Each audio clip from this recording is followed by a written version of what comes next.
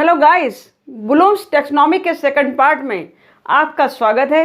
इसके पहले के वीडियो में हमने देखा ब्लूम्स टैक्सोनॉमी क्या है, शैक्षिक उद्देश्यों का वर्गीकरण किन किन पक्षों के अंतर्गत रखा गया, कॉग्निटिव डोमेन, अफेक्टिव डोमेन और साइकोमोटर डोमेन, ज्ञानात्मक, भावात्मक और क्रियात्मक पक्ष को देखा, जिसे हम 3S से जोड़ सकते हैं, हेड, हैंड और हार्ट की शिक्षा से जोड़ सकते हैं।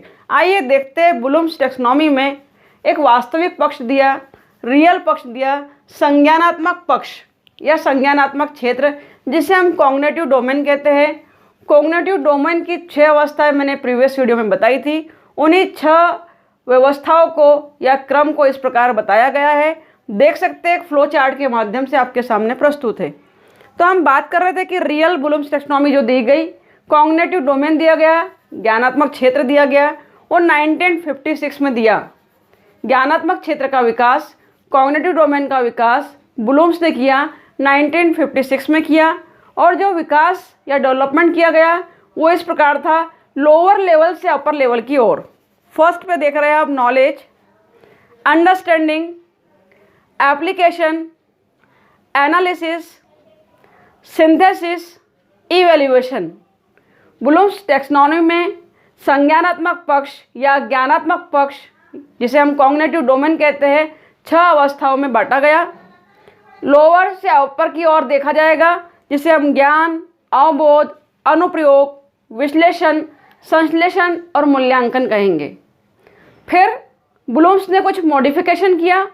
मॉडिफिकेशन में जिसे हम संशोधित पक्ष कह सकते हैं, संशोधित पक्ष में उन्होंने क्रिएटिव कर दिया, उन्होंने इवैल्यूएशन को चेंज कर दिया। आप देख रहे हैं ये कुछ संशोधन, कुछ मॉडिफिकेशन उन्होंने किए। इवैल्यूएटिंग को उन्होंने इवैल्यूएशन से जोड़ दिया, इस तरह सिंथेसिस को क्रिएटिंग कह दिया गया। तो इस तरह कुछ चेंजेस उन्होंने किए, बाकी एज इट इज ही रखा। एनालाइजिंग, अप्लाइंग, अंडरस्टैंडिंग और नॉलेज को रिमेंबरिंग कह दिया। अगर हम बात करें तो उन्होंने नाउन फॉर्म से, ये नाउन फॉर्म में था तो इसे वर्ब फॉर्म में चेंज कर दिया। एक थोड़ा सा किंचित परिवर्तन, मॉडिफिकेशन था, इसे देख रहे हैं हम। संज्ञानात्मक पक्ष को व्यवहार का चिंतन पक्ष भी कहते हैं, थिंकिंग पावर भी कहा जाता है। इसमें हम देख रहे हैं नॉलेज संज्ञानात्मक पक्ष का सबसे प्रथम उद्देश्य है, अर्थात इसके अंतर्गत हम विद्यार्थी से अपेक्षा करते हैं कि उसके अंदर ज्ञान को भर दें हम, अर्थात उसे ज्ञान से पूरा भर दें।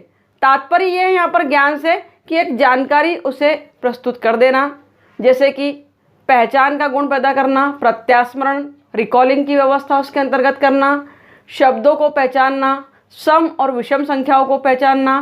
फॉर एग्जाम्पल मैंने कहा कि ये पेन है, तो एक पेन है, एक वस्तु है, एक इन्फॉर्मेशन आपके सामने आ गई कि इसे पेन कहते हैं, इसे मोबाइल कहते हैं, इसे कविता कहते हैं, तो वो ज्ञान आपको मिल गया। यही अवस्था, प्रथम अवस्था ब्लूम्स टैक्सोनॉमी की है कि आपने बच्चे के एक इन्फॉर्मेशन प्रस्तुत कर दी, बच्चे के दिमाग में एक जानकारी प्रस्तुत कर दी कि इसे यह कहते हैं, गुणा इस तरह होता है, भाग इस तरह होता है, जोड़ इस तरह होता है। एक इन्फॉर्मेशन उसके दिमाग में डाल दी, वही इन्फॉर्मेशन कहलाती है। सेकेंड ऑप्शन कॉग्निटिव डोमेन का हमारे सामने है, अंडरस्टैंडिंग, जिसे अवबोध कहते हैं। पहले स्टेप में उसे आपने ज्ञान दिया कि ये फलानी वस्तु है, XYZ है, या ये सम संख्या है, विषम संख्या है। अंडरस्टैंडिंग में उसमें बोध क्षमता आ जाती है, वो उस चीज़ों को समझने लगता है। इसके अंतर्गत हम उम्मीद करते हैं छात्र से कि उसकी अर्थ ग्रहण संबंधी योग्यता विकसित हो जाए, वो अर्थ समझने लगे, मीनिंग समझने लगे, हिंदी अंग्रेजी शब्दों का रूपांतरण करने लगे, चित्रों के माध्यम से कहानी को, कविता को समझने का प्रयास करे और व्याख्या करने लगे, अर्थात अंडरस्टैंडिंग पावर उसमें आ जाए। अगर हमने ज्ञान दिया है बच्चों को वर्णमाला का, तो वर्णमाला के माध्यम से वो अवबोध में शब्द बनाना सीख जाए, शब्दों की व्याख्या करना सीख जाए, अंग्रेजी और हिंदी में रूपांतरण करना सीख जाए। हम बताए उसे कि BOY बॉय होता है तो समझ जाए कि लड़का, GIR गर्ल होता है, गर्ल अर्थात लड़की। इस तरह शब्दों में विभेद करना सीख जाए, कहानी की, कविता की व्याख्या करना सीख जाए, तो यह अंडरस्टैंडिंग लेवल पर हम उससे उम्मीद करते हैं।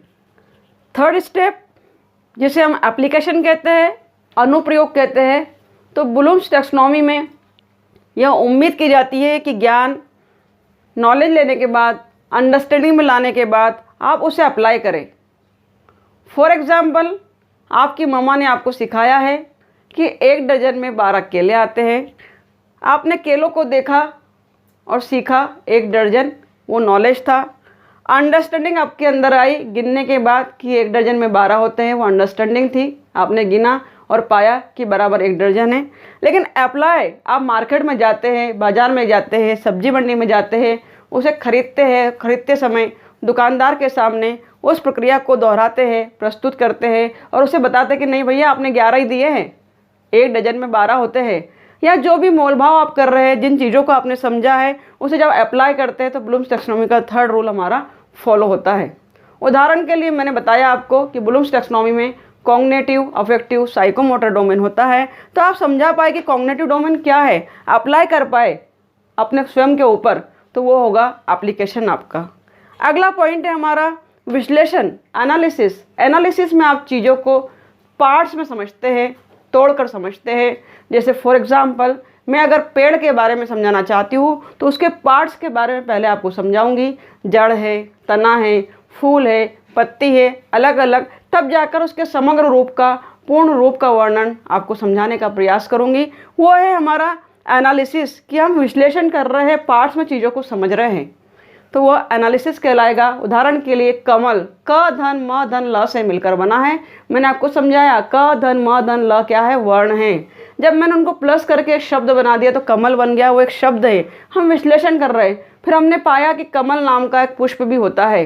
फिर हमने पाया कि कमल किसी व्यक्ति का नाम भी हो सकता है। तो इसे विभिन्न पार्ट्स में देखकर अगर आपको समझाया गया है तो वह एनालिसिस है। तो एनालिसिस में, विश्लेषण में हम चीज़ों को तोड़कर या पार्ट्स में देखते हैं। अगली स्टेप हमारी है संश्लेषण, जिसे आप सिंथेसिस कहते हैं। जैसे कि विश्लेषण में आप पार्ट्स में चीज़ों को समझते हैं, वहीं संश्लेषण में आप चीज़ों को जोड़कर समझते हैं। जोड़कर एक नवीन ज्ञान की तरफ आप जाते हैं, उसे संश्लेषण कहते हैं। समग्र रूप में किसी चीज़ की व्याख्या करते हैं। उदाहरण के लिए, अगर पेड़ की बात की जा रही है तो मैं संपूर्ण पेड़ के बारे में पहले चर्चा करूंगी, तत्पश्चात उसके पक्षों के रूप में। या यूँ भी हम संश्लेषण को, सिंथेसिस को समझ सकते हैं कि अगर आप किसी एग्ज़ाम को देते हैं, फाइट करते हैं, उस एग्ज़ाम में आपके नंबर, बीएड ही एग्ज़ाम ले लीजिए आप, कि आपके 50% मार्क्स आते हैं, बहुत कम आते हैं, आपको उम्मीद थी कि बहुत ज़्यादा मार्क्स आना चाहिए। उस समय आप सोचते हैं कि क्यों, कैसे कैसे मैंने क्या क्या स्टेप की, क्या क्या मिस्टेक्स की। जब मैंने पेपर लिखा उस समय का बराबर उपयोग नहीं किया, लिखते समय क्वेश्चन को बहुत ज़्यादा लेंदी लिख दिया, फिर अरे यार उस क्वेश्चन को मैंने छोटा लिखा था, फिर आपने सोचा कि 4th यूनिट को तो मैंने पढ़ा ही नहीं था, 4th यूनिट से भी प्रश्न आया। तो आप क्या कर रहे हैं, टुकड़ों में चीज़ों को देख रहे हैं। जब टुकड़ों में चीज़ों को देखा है तो वो एनालिसिस था, और बाद में आप विचार करते हैं कि हाँ पूरे पेपर में ये गलतियाँ हुई इसलिए 50% मेरा आया, तो वो कहलाएगा संश्लेषण। कि समग्र रूप में आप फिर शुरू से लेकर आखिरी तक सोचा, विचार किया, तो वो संश्लेषण प्रक्रिया है। इस प्रकार ज्ञान को अंडरस्टैंडिंग में बदलने के बाद अप्लाई करते हैं। अप्लाई करके हम टुकड़ों में विभक्त करके विचार करते हैं, सभी भागों पर, सभी पार्ट्स पर सोच पाते हैं, फिर समग्र रूप में उसको एक साथ देखते हैं, वही संश्लेषण है। कॉग्निटिव डोमेन का ये अंतिम उद्देश्य है, जिसे हम इवैल्यूएशन के रूप में देख रहे हैं, मूल्यांकन। छात्र में इस पक्ष के अंतर्गत उम्मीद की जाती है कि वो वस्तुओं का निष्कर्ष निकाल ले, सीखे हुए ज्ञान को कॉन्क्लूड कर ले, परीक्षण कर ले, एक्सपेरिमेंट करने की योग्यता विकसित हो जाए, निष्कर्ष निकालने की योग्यता विकसित हो जाए, किसी कविता का, किसी गद्य का, किसी पद्य का, किसी फार्मूले का वो अर्थ निकाल पाए, मीनिंग समझ पाए, चीज़ों में विभेद करना सीख जाए, डिफ्रेंशिएट करना सीख जाए, संबंध स्थापित करना सीख जाए। इस तरह इवैल्यूएशन के माध्यम से हम उम्मीद करते हैं कि विद्यार्थी संपूर्ण रूप से चीज़ों को समझकर उनमें विभेद करना, उनमें संबंध स्थापित करना, एक्सपेरिमेंट करना, अर्थ निकालना आदि योग्यताओं का विकास कर ले। इस प्रकार इसके माध्यम से किसी भी कैरिकुलम का डेवलपमेंट तो होता ही है, साथ ही छात्र में मूल्यांकन की योग्यता, इवैल्यूएशन एबिलिटी भी विकसित हो जाती है। तो छात्रों, आज आपने देखा कॉग्निटिव डोमेन के 6 प्रोसेस, 6 पॉइंट्स को हमने समझा है। Knowledge, understanding, application, analysis, synthesis, evaluation. Students, आज हमने देखा ब्लूम्स टैक्सोनॉमी के बहुत ही इम्पोर्टेंट पार्ट को, जिसमें आपने उसके 6 पक्ष देखे हैं और समझे हैं, जो कि 1956 में ब्लूम्स द्वारा दिया गया था और कुछ मॉडिफिकेशन करने के बाद कुछ पॉइंट्स और उसने चेंज कर दिए। इस तरह हमने आज ब्लूम्स टैक्सोनॉमी का कॉग्निटिव डोमेन देखा। तो अपने कॉग्निटिव डोमेन को विकसित करने के लिए बने रहिए हमसे, जुड़े रहिए हमसे। जल्दी ही आपके सामने लेकर आ रही हूँ हिल्डा टाबा मॉडल, जो कि एग्ज़ाम के पॉइंट ऑफ व्यू से बहुत ही इम्पॉर्टेंट है बीएड फर्स्ट सेम के लिए। Thank you for watching my video. Thank you very much.